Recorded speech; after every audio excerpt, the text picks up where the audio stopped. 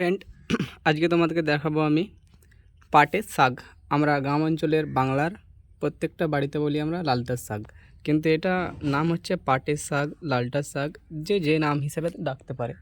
এটা আমরা বাড়িতেই লাগিয়েছি, এখন ছোট অবস্থায় আছে, মানে ঘরে অনেক জমির মতো আছে, সেই স্থানে বাগান করে তুলেছি। সেটা অনেক ভালো এবং অনেক রকমের গাছ আছে, তার মধ্যে এখন ছোট ছোট গাছ পাটের শাকটাকে দেখাবো আস্তে আস্তে প্রত্যেকটা ভিডিওতে।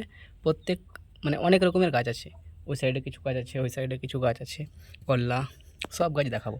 এটা হচ্ছে পাটের শাক এবং শাকগুলো ছোট অবস্থায় আছে, জল দিতে হবে। জল দিলে পরে কী হবে, গাছটা অনেক তাড়াতাড়ি বেড়ে উঠবে এবং খাওয়ার উপযুক্ত হয়ে যাবে। এখনও প্রায় হয়নি, এখন প্রায় 6 ইঞ্চি 7 ইঞ্চি হয়েছে। মোটামুটি 1 ফুট মতন যখন হয়ে যাবে, তখন একটু বেশি ভালো লাগবে খাওয়ার জন্য। এখন সেরকম খাওয়ার উপযোগ্য হয়নি, তো আমরা বুঝতে পারলাম এতখানি স্থানে লাগানো আছে। জয় হিন্দ।